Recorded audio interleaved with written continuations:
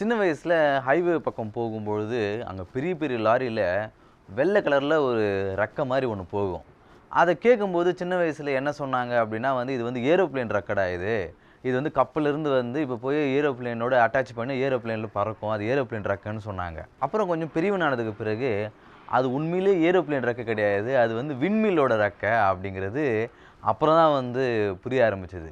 இப்படி சின்ன வயசுல நாம கேள்விப்பட்ட சில விஷயங்கள், நாம பெரியவனானதுக்கு பிறகு அதுக்கு மாறா இருக்கும். அது நம்மளுக்கு ரொம்ப ஆச்சரியப்படக்கூடியதா இருக்கும். இப்படி சின்ன சின்ன விஷயங்கள் நம்ப படிக்கும்பொழுது, இப்ப பெரியவனானதுக்கு பிறகு பார்க்கும்பொழுது, கேட்கும்பொழுது நம்மளுக்கு பல ஆச்சரியங்கள ஏற்படுத்தும். அப்படி நான் ரீசென்ட்டா படிச்ச ஒரு புத்தகம், நம்ம இத்தன வருஷமா கேள்விப்பட்டதிலிருந்து முற்றிலும் மாறுபட்ட சில தகவல்கள நமக்கு கொடுக்கும் பொழுது, அதற்கான காரண காரியங்கள் இது அப்படின்னு நம்ப தெரிஞ்சுக்கும் பொழுது ரொம்ப ஆச்சரியமா இருந்தது. அப்படி என்ன ஆச்சரியப்படுத்துற ஒரு புத்தகம் தான், மன்னர் மன்னன் அவர்கள் எழுதிய வரலாற்றில் சில திருத்தங்கள் அப்படிங்கிற இந்த புத்தகம். புத்தகங்களை நேசிக்கும் வாசிக்கும் நிரம்பித்த முடிஞ்சவங்களுக்கு வணக்கம். வழக்கம் போல உங்களுக்காக ஒரு நல்ல புத்தகத்த தேடி கண்டுபிடிச்சு கொண்டு வந்திருக்கேன். அந்த புத்தகம் தான் மன்னர் மன்னன் அவர்கள் எழுதிய வரலாற்றில் சில திருத்தங்கள் அப்படிங்கிற இந்த புத்தகம். இந்த புத்தகம் 2018க்கான தமிழ்நாட்டுடைய சிறந்த வரலாற்று நூல் அப்படிங்கிற அந்த கேட்டகரியில விருது வாங்கின ஒரு புத்தகம் இது. இந்த புத்தகத்துல 20 தலைப்புகள்ல ஒவ்வொரு நிகழ்வை பத்தியும், வரலாற்றில் நடந்த சில சம்பவங்களை பத்தியும் தொகுத்து ஒரு 20 கட்டுரைகளை கொடுத்திருக்காங்க. ஒவ்வொரு கட்டுரையும் ஒவ்வொரு விஷயத்தை பத்தி பேசுது.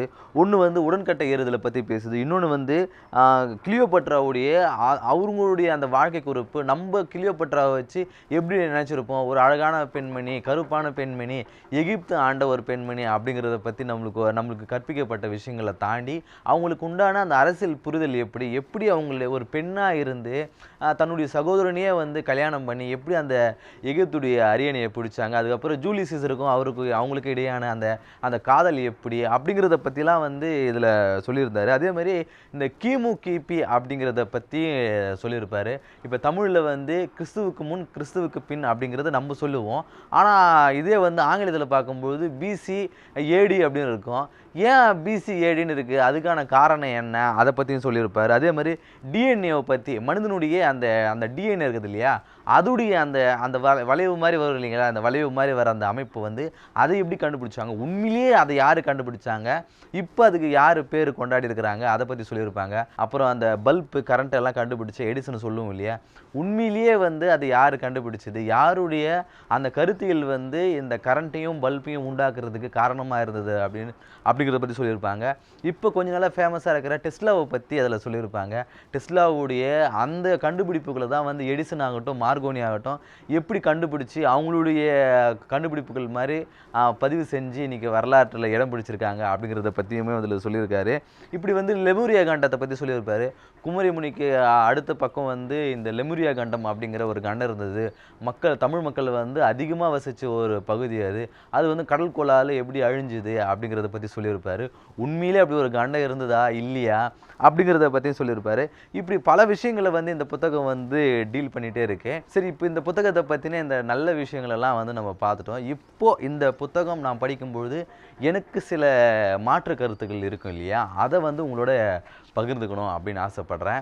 ஏன்னா பொதுவாக இந்த மாதிரி நெகட்டிவான சில விஷயங்களை நான் புத்தகம் குறித்து நான் சொல்ல மாட்டேன். இருந்தாலும் தோன்ற விஷயங்களை உங்களோட ஷேர் பண்ணிக்கணும் அப்படின்னு எனக்கு ஒரு சின்ன ஒரு எண்ணம் அப்படிங்கிறதுனால இதை உங்களோட நான் ஷேர் பண்ணிக்கிறேன். இது என்னுடைய பாயிண்ட் ஆஃப் வியூ. இந்த புத்தகம் நல்லா இல்லை அப்படின்லாம் நான் சொல்ல மாட்டேன். ரொம்ப நல்ல புத்தகம். படிக்கிற அந்த டைம் போகிறதே தெரியாமல் ரொம்ப விறுவிறுப்பாக போச்சு ஒவ்வொரு விஷயத்தையும் தெரிஞ்சுக்கும் பொழுது. கிட்டத்தட்ட 20 கட்டுரைகள் இருக்கிற இந்த புத்தகத்தில் 15வது கட்டுரையாக குற்றப்பரம்பரையை பற்றி இதில் சொல்லியிருந்தாங்க. அதுக்கு முன்னாடி 14 கட்டுரையை நான் ரொம்ப ஆர்வமாக படித்தேன். ஆனால் இப்படிலாம் இருக்குமா அப்படின்னு நான் ரொம்ப சிலாகிச்சு படித்தேன். 15வது கட்டுரையை படிக்கும்பொழுது எனக்கு அதில் ரொம்ப மாற்று கருத்து இருந்தது. என்னென்னா குற்றப்பரம்பரையை பற்றி சொல்லியிருந்தாங்க. அதாவது தக்கர்கள் சொல்லுவாங்கல்ல, இதுக்கு முன்னாடி தக்கர்களை பற்றி நான் ஒரு புத்தகம் போட்டிருந்தேன், தகீஸ் அப்படின்னு சொல்லிட்டு. இந்த தீரன் படங்களை கூட நீங்கள் பார்த்துருப்பீங்க. அந்த இடத்துல அப்புறம் அந்த ஸ்லீமன் அப்படிங்கிற ஒரு ஆங்கிலேய அதிகாரி எப்படி அந்த தகிகளை அடக்கினாரு அப்படிங்கிறத பற்றி அந்த புத்தகம் போகும். அதே போல் குற்றப்பரம்பரை அப்படிங்கிற வேலராமமூர்த்தி அவர்களுடைய எழுதிய நாவலையும் நான் படிச்சிருக்கேன். ஸோ 2 புத்தகங்களுடைய அந்த வாசிப்பு அனுபவம் எனக்கு இருந்ததுனால இதில் அந்த குற்றப்பரம்பரையை பற்றி சொல்லும்போது எனக்கு முரண்பட்ட கருத்துக்கள் இருந்தது. என்ன அப்படின்னா, அந்த காலகட்டங்கள்ல ஆங்கிலேயர்கள் வேணும்னே வந்து குற்றப்பரம்பரை அப்படிங்கிறத ஒண்ணு உருவாக்கி, அதில இருக்கிற மக்கள் எல்லாம் வந்து அவங்க வேணும்னே வஞ்சித்தாங்க அப்படிங்கிற மாரி சொல்லியிருந்தாரு. அதுக்கு முன்னாடி வந்து குற்றப்பரம்பரை அப்படிங்கிற ஒண்ணே கிடையாது. இவர் தான் வந்து புதுசா வந்து அத வந்து உருவாக்குனாங்க. வேணும்னே வந்து ஒரு குடும்பத்தில ஒருத்தரு தக்கியா இருந்தாருன்னா, அவங்க வீட்ல இருக்கிற எல்லாரையுமே வந்து தக்கியா தான் அவங்க பார்ப்பாங்க அப்படிங்கிறத வந்து முழுவதுமா வந்து ஆங்கிலேயரையே வந்து குறை சொல்ற மாரியே இதில வந்து போயிட்டு இருந்தது. எனக்கு ஒரு ஒரு கருத்து இருக்கு இல்லையா? ஒரு வரலாற்று ஆய்வாளர் அப்படிங்கிறவரு, ஒரு எந்த ஒரு விஷயமா இருந்தாலும் அத பேசுறோம்னா, 2 தரப்புடைய நியாயங்களையுமே வந்து நம்ம பேசணும். இப்போ ஆங்கிலேயர்கள பத்தி ஒரு தரப்பு சொல்லியிருந்தா, அதேபோல இந்தியாவுல என்ன மாதிரியான கலாச்சாரம் இருந்தது அப்படிங்கிறதையும் வந்து நம்ம பேசணும். அப்படி இல்லாம வந்து வெறுமனே வந்து ஆங்கிலேயர பத்தி மட்டுமே குறை சொல்லிட்டே இருந்தது வந்து எனக்கு என்னவோ வந்து உடன்பாடு இல்லாம இருந்தது.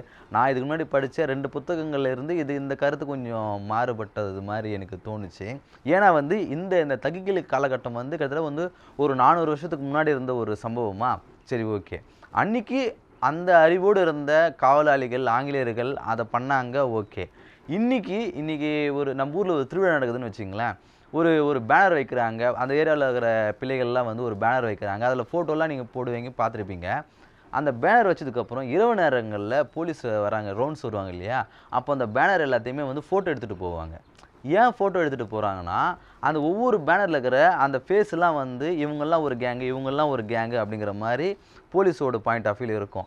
நாளைக்கு திருவிழா போது ஏதாவது ஒரு சம்பவம் நடந்து, ஏதாவது ஒரு கலவரம் வந்துச்சுன்னா, அந்த பேனர்ல இருக்கிற ஒவ்வொரு ஃபோட்டோவோட அத மேட்ச் பண்ணி பார்ப்பாங்க. அதில பேனர்ல இருக்கிற எவனாவது ஒருத்தன் அதில மாட்டியிருந்தான்னா, அதில அந்த பேனர்ல இருக்கிற மொத்த பேரையும் கூப்பிட்டு வச்சுட்டு போய் விசாரிப்பாங்க. சரியா? இதுதான் வந்து அந்த போலீஸோட மெத்தடு. இப்போ ஒரு கூட்டம் இருக்குதுன்னா, அந்த கூட்டத்தில ஒருத்தன் தப்பு பண்ணியிருந்தான்னா, அந்த கூட்டத்தில இருக்கிற எல்லாரையுமே வந்து சந்தேகப்படுவாங்க. அத தப்புன்னு வந்து இன்னிக்கே நாம வந்து சொல்ல முடியாது இல்லையா? அப்படி இருக்கும்போது 400 வருஷத்துக்கு முன்னாடி இருக்கிற அந்த மக்களுடைய, அந்த காவலாளிகளுடைய எண்ணம் அந்த மாரி இருக்கும். இன்னைக்கு இவ்ளோ டெக்னாலஜி வந்துமே வந்து அதே முறை தான் நம்ம ஃபாலோ பண்ணுகிறோம். அத போய் இவரு குறை சொல்றாரு. ஒரு வீட்ல எடுத்துட்டு வராங்கன்னா, அந்த வீட்ல இருக்கிற மனைவி மக்கள் எல்லாரையுமே வந்து இவங்க வந்து சந்தேகப்படுறாங்க அப்படிங்கிற மாரி இவரு சொல்லியிருந்தாரு. அப்போ அந்த தக்கர்களுடைய அந்த புத்தகங்கள படிக்கும்போது எனக்கு என்ன சொன்னாங்கன்னா, குழந்தையெல்லாம் கூட அவங்க கொண்டு போய் அந்த அந்த அந்த பயிற்சிக்கு அவங்க உள்ளாக்குவாங்க அப்படிங்கிற மாரி சொல்லியிருந்தாங்க. இப்ப நம்ம எத நம்புறது அப்படின்னு எனக்கு ஒரு சந்தேகமா இருந்தது. அந்த புத்தகத்துல வந்து 2 பேர பத்தியுமே வந்து சொல்லியிருப்பாங்க. அதாவது மக்களுடைய பாயிண்ட் ஆஃப் வியூலயுமே சொல்லியிருப்பாங்க. ஆங்கிலேயர்களுடைய பாயிண்ட் ஆஃப் வியூலயுமே சொல்லியிருப்பாங்க. அது ஓகே 2 தரப்புடைய நியாயமும் எனக்கு பட்டது. இந்த புத்தகத்துல அந்த மாரி எனக்கு இல்லாம போச்சு அது. அதுக்கப்புறம் வந்து இருக்கிற அந்த ஒரு 5 கட்டுரைகளுமே வந்து என்னால இன்ட்ரெஸ்ட்டா படிக்க முடியல. அதுக்கு முன்னாடி அந்த 14 கட்டுரைகளுமே வந்து ரொம்ப ஆர்வமா படிச்சேன். அடா சூப்பரா இருக்குதே! சூப்பரா இருக்குதேன்னு படிச்சேன். அந்த 15வது கட்டுரைய தாண்டி அதுக்கப்புறம் எதையுமே வந்து ஒவ்வொரு வரியுமே என்னால ஏத்துக்க முடியாத அந்த அந்த மனநிலைக்கு வந்துட்டேன். இதுதான் வந்து இந்த புத்தகம் படிக்கும்போது எனக்கு ஏற்பட்ட அனுபவங்கள். மத்தபடி வந்து இந்த புத்தகம் வந்து சுவாரஸ்யமா இருந்ததா அப்படின்னா, கண்டிப்பா சுவாரஸ்யமா இருந்தது. ஒரு ஒரு பக்கம் கூட நம்மள வந்து போர் அடிக்காம, ரொம்ப விறுவிறுப்பா போன ஒரு புத்தகம் அது. கருத்தியல் ரீதியா தான் வந்து சில முரண்பாடுகள் இருந்ததை தவிர்த்து, மத்தபடி ஒரு நல்ல புத்தகம் இது. மன்னர்மன்னன் அவர்கள் எழுதிய வரலாற்றில் சில திருத்தங்கள் அப்படிங்கிற இந்த புத்தகத்துடைய விலை வந்து ரூ. 170.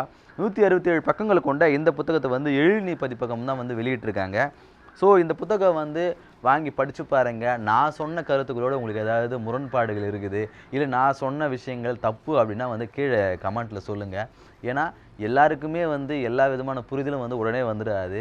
எனக்கு ஏற்பட்ட புரிதல நான் உங்களோட பகிர்ந்துக்கிட்டேன். நான் சொன்னது தப்பா இருக்குது. நீங்க இதுக்கு பதிலா இந்த புத்தகத்த வாசிச்சு பாருங்க. அதுல அந்த புத்தகத்த படிக்கும்பொழுது, உங்களுக்கு இன்னுமே வந்து அந்த தகடுகள் குறித்தான ஒரு கரெக்ட்டான ஒரு பெர்ஸ்பெக்டிவ் கிடைக்கும் அப்படின்னு நீங்க ஏதாவது விருப்பப்பட்டீங்கன்னா, அத கீழ கமெண்ட்ல சொல்லுங்க. எந்த புத்தகத்த நான் வாசிக்கணும் அப்படின்னு. ஸோ இந்த புத்தகம் பிடிச்சிருந்தா வாங்கி படிச்சு பாருங்க. நன்றி.